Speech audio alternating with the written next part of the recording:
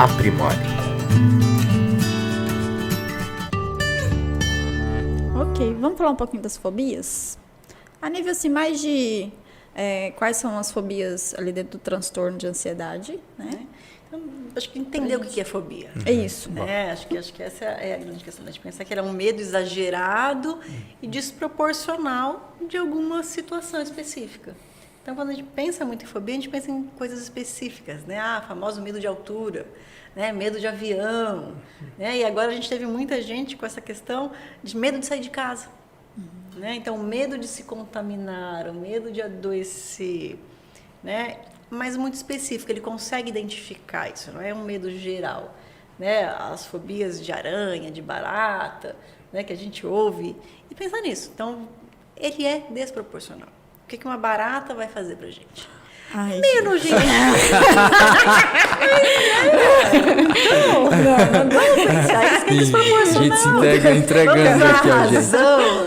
Né? Eu não gosto muito de perereca, já tô entendendo melhor com elas agora, né? Nessa época, né? Você vai lá pra fazenda, então eu já consigo entrar com ela ali. Mas aí eu paro pra pensar, o que a perereca vai fazer? No máximo ela vai me assustar com o pulinho dela. Né? Mas eu vou lá, né, dá uma vassouradinha, empurra lá pra fora. Então a gente vai trabalhando o medo. Eu costumo dizer que eu tenho fobia à barata quando eu tô acompanhada, né? Porque não tem jeito. Aí eu vou, não quero. Mas quando tem gente, ou quando não tem, eu falei, eu mesmo, não tem jeito não, você fica aí. Não tem drama, ninguém vai se vincular comigo, Não ninguém vai ajudar, não tem Salvador, é isso aí. Aí tem que ser eu. Mas a gente entender que realmente é um sofrimento muito grande. Sim, perfeito. Né? Então eu vou trabalhar e aí a gente pensa, a fobia não é... Saímos do campo ansiedade habitual para um campo patológico. A fobia ela é uma doença, né? Porque ela é desproporcional. Então, eu tenho uma reação fisiológica, eu tenho um medo desproporcional a uma determinada situação. Então, E que é real, né? E que é real. Diferente Tá da ali, ansiedade. o objeto está ali. Exatamente. Né? A sensação, o que eu crio, por exemplo, quando a gente pensa na fobia do avião, né? O avião pode cair? Pode, mas qual é a chance desse avião cair? Né? Vou ficar sem ar dentro do avião? Não vai ficar sem ar dentro do avião. Né? Então, a gente tem essa imaginação das consequências do que vai acontecer.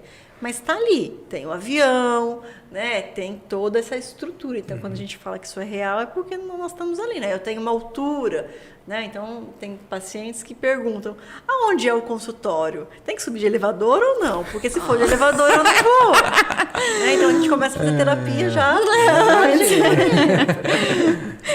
Ele sobe 10 lances de escada, mas não anda de elevador. Então, da gente desfazer essas fantasias, né, que se cria em relação àquela determinada situação. A fobia ela pode surgir através de um trauma, então de alguma vivência ruim que você teve. Isso, eu ia perguntar sobre as origens, né, causa. Ruim, mas às vezes não, ela aparece assim do nada e a gente não consegue entender muito de onde ela apareceu, né? E às vezes isso vai crescendo. Eu acho que quando a gente está falando de fobias específicas, a gente pensa da fobia social. Né?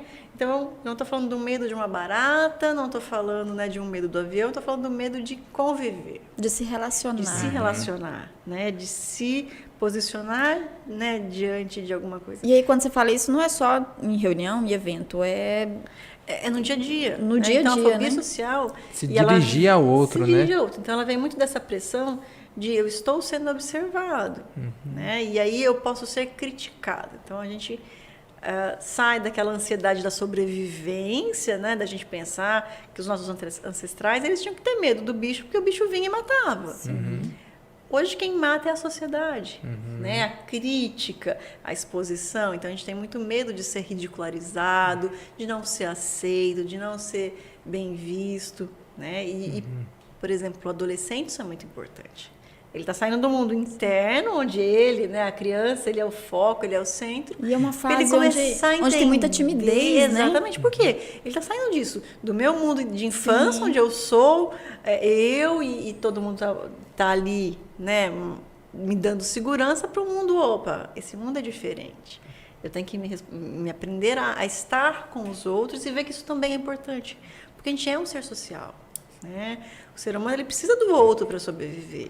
Então, a gente precisa aprender a qual é esse limite do que o outro pensa sobre mim, que o outro, qual a influência que o outro tem sobre mim. Então, se sofre muito por isso. E se o outro falar que não gosta de mim, e aí? Eu me aniquilo, eu sumo?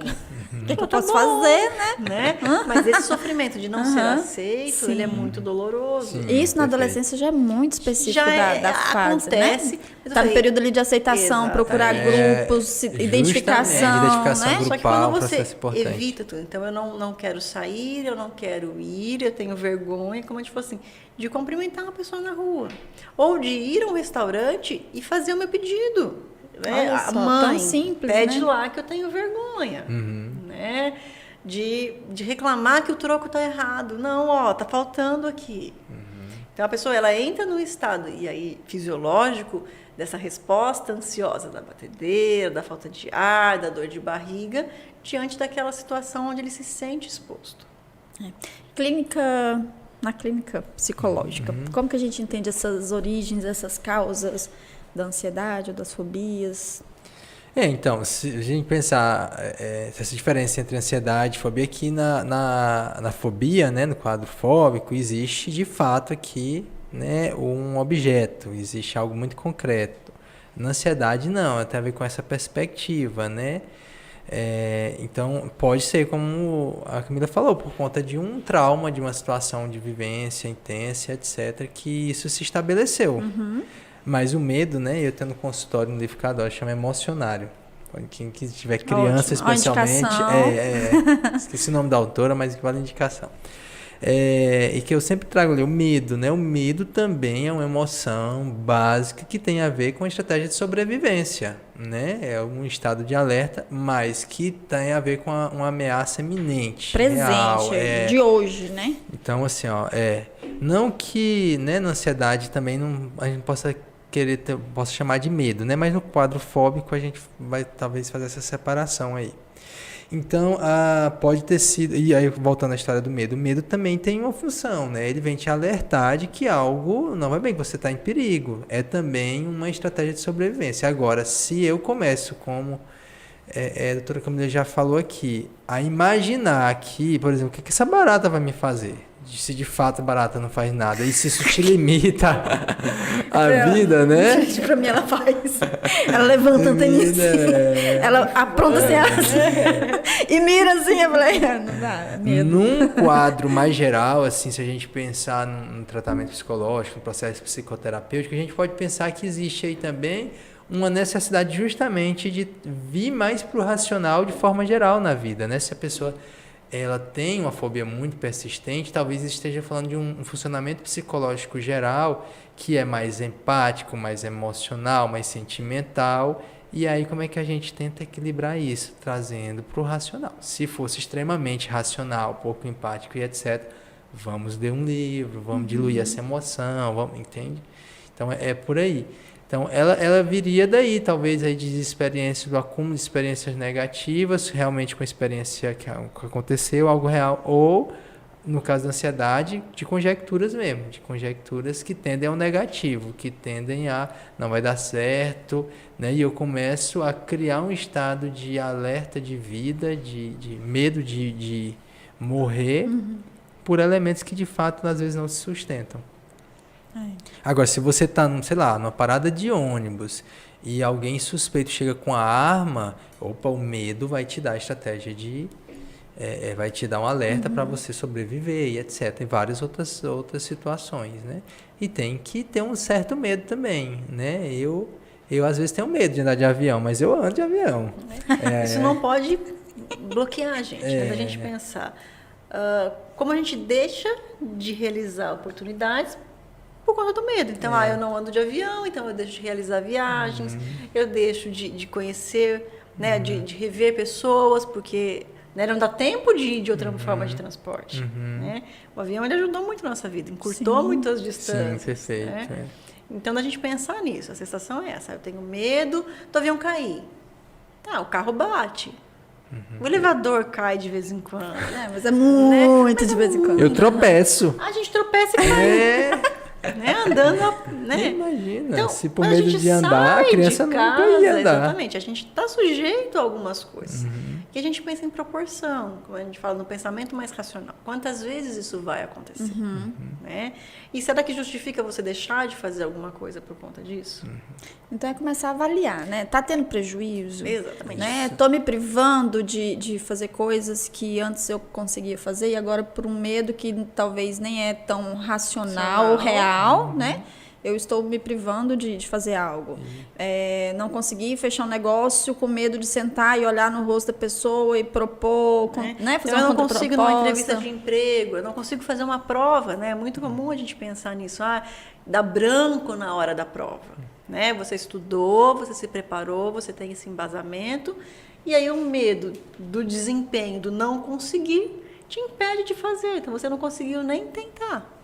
Né? Travou ali na hora, então te anestesia, te paralisa. Né? E aí a gente começa a pensar nisso, vamos pensar como é que eu trato isso. Né? Então acho que a gente entra numa outra situação da gente pensar que às vezes isso é patológico, está trazendo sofrimento, né? Está trazendo prejuízo, eu preciso cuidar. Como que é o diagnóstico? Então, acho que essa é a avaliação que a gente faz, né? Então, quando a gente recebe essa pessoa no consultório, nós vamos buscar... Exatamente, é anamnese. Checklist, exatamente. anamnese. Então, vai perguntar o que te trouxe aqui, né? Por que você veio? E a maioria já sabe dizer, né? Porque ele já sentiu várias vezes, né? Eu vim aqui por conta disso. Se né? intensificou, veio com mais força. Exatamente. Fala, olha, não estou conseguindo, estou tendo muita crise, de repente eu começo com uma falta de ar, eu acho que eu vou morrer, eu já fui no pronto-socorro nessa semana 3 vezes, eu chego lá, eles falam que eu não tenho nada, né? E aí pediram para eu vir aqui no psiquiatra, né? Ou então da questão social mesmo, da fobia social, né, eu não consigo fazer prova, eu estou tendo, né, não estou conseguindo dormir, não estou conseguindo comer direito, né, porque eu estou com essa sensação de que eu estou entalada, né, esse é um outro sintoma que vem muito frequente, né, parece que tem a famosa bola que sobe e desce, né, então essa sensação de mal-estar, né, no pescoço, de sufocamento é muito frequente. E aí a gente vai separar com esse paciente quanto tempo isso está acontecendo, qual é a intensidade, né, o que está causando de sofrimento, para a gente pensar, né, num diagnóstico e numa terapêutica. Como é que nós vamos intervir nisso? Né, a terapia é extremamente importante, mas às vezes tem um paciente extremamente sintomático que ele não consegue nem conversar. Então eu preciso pensar que as medicações, né, elas estão aí para isso, para diminuir esse sofrimento, até a gente entender de onde ele vem e como a gente vai, né, modular e enfrentar tudo isso. Sim.